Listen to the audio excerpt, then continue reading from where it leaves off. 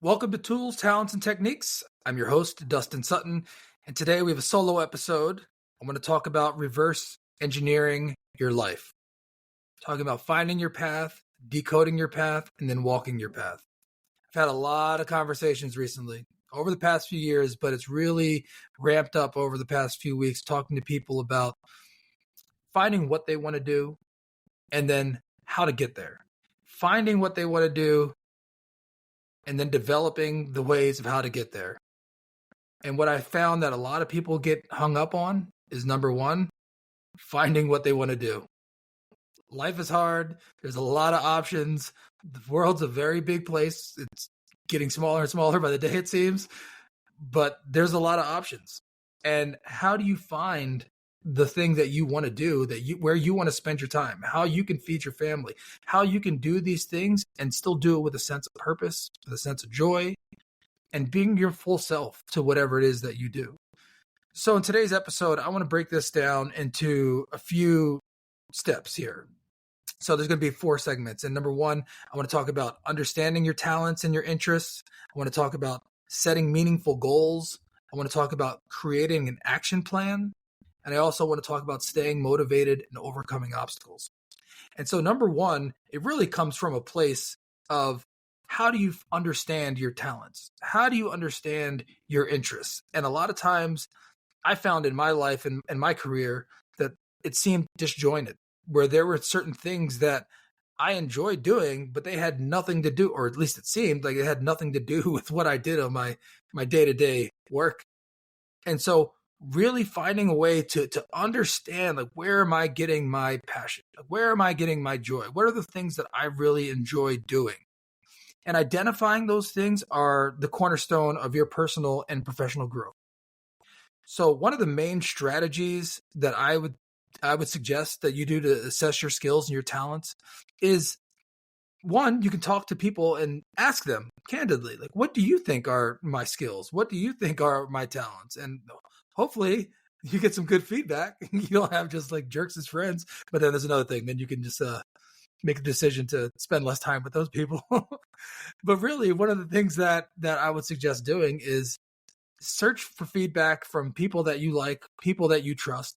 But then also one of the most powerful things that you can do is write it down.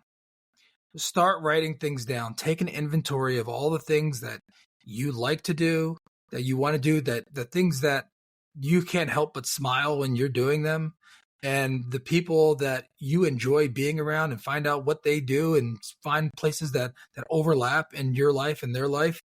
And the more you start to identify those things and write them down, you're going to give yourself sunlight to help those things grow.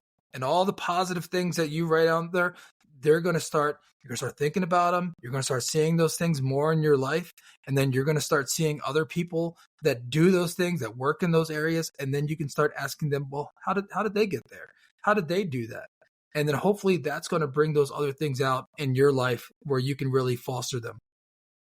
Another thing I would say is, don't be afraid to step outside your comfort zone. And that doesn't mean you have to dive headfirst into whatever the thing is, but embrace new experiences, embrace new challenges, but take it one step at a time. I don't necessarily just jumping out of the plane or tearing the Band-Aid off, but really just start to explore those things. And again, write them down, whether it's a journal, whether it's a Google Doc, or wherever you have to put those things into the physical reality. I would say to do that. And then setting meaningful goals. And when I talk about meaningful goals, when you have that big picture thing, the where you want to go, you can start putting up SMART goals, where people talk about specific, measurable, achievable, relevant, and time bound. And those things are going to guide your path forward. Because as you're writing things down, you're putting down, and then you have the big picture there. And then you talk about building those steps, building that ladder towards what it is, and creating the action plan that goes around those goals.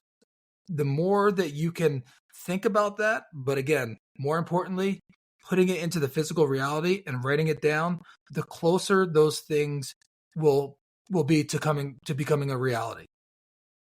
So that's a big part of this. It's just think, write, and then do. So that's the first 3 steps. Think, write, and then do. And then lastly, I would say stay motivated and overcome obstacles. And the better you do at steps 1, 2, and 3 about you're thinking deeply, you're thinking intently, and then you're writing down and you're being active and you're being consistent, it's going to be easier to overcome any obstacles, any fears, any doubts, any challenges that you face. Because number one, you're doing something that you find enjoyment in, that you enjoy doing. And then also you have a plan. So even life is unpredictable. Things are going to happen, always does, always will, but you'll have a structure to come back to. And if you need to redevelop that structure or redevelop that plan, you can always do that. But the fact that you've already thought through it, it'll be easier to think through it the next step. And the fact that you have it written down, you can always, draw a line pointing to something out, scratch something out, do something out. And I'm telling you, when you look back at your plan and what you've done, it will not be a straight line. Your Google Doc will have so many edits.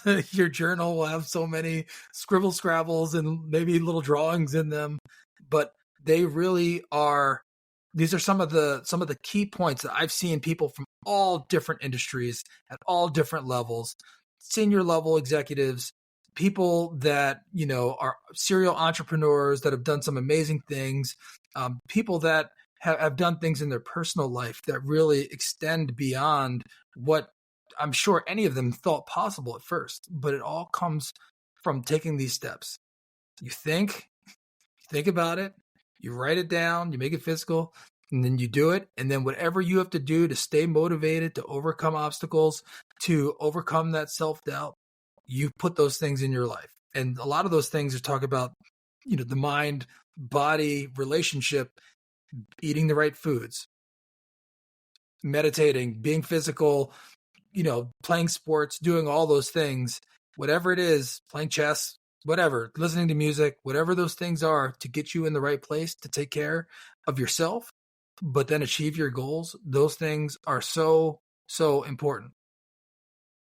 And I know a lot of people may be listening to this and thinking like, well, yeah, duh. Like all these things are, of course, like these are no brainers. These are things that you already know. But I found in my own life that it's good to have these reminders. And sometimes I'm talking to people where they're like, oh yeah, I never thought about that. I never thought of actually keeping a journal of my goals. And so this is for everybody. This is for the people that are already doing these things. This is for the people that maybe have strayed from their plan, or just have been caught in the rat race and just doing what other people have been telling them to do. For me, these are some of the keys to living a fulfilled life. I feel so fortunate to have people around me that I enjoy spending time with, that we support each other personally and professionally. And a lot of the lines have been blurred here of what I do for work and what I do for fun and the people that I spend time with. There are no longer these barriers around all those things because I intentionally set out to draw my own map and to be the best version of myself that I have. And so that's one of my big takeaways and one of my wishes for anybody who's listening to these podcasts and is working on themselves as a human being and as a person, as a father, as a brother, as a mother, whoever you are in your life, that you show up as your full self. All these things are the same steps. So reverse engineer your life. That's the big takeaway here. So I hope you enjoyed this. It was a quick one. I felt like I was on fire recently and having these conversations with a lot of different people, and these same themes kept coming up. So I wanted to make sure that I jumped on and shared that with you. And so I guess in conclusion, I hope that you're feeling equipped with the tools and the insights, the skills to ignite your passions, and that you're charting a course towards all of your goals and all your dreams. And so if you found this helpful and you'd like to hear more of these quick podcasts, they're not the hour-long ones. I'd love to hear your feedback. Please make sure to like and share, and I'll see you next time. We have some great guests coming up, and thank you very much for your support.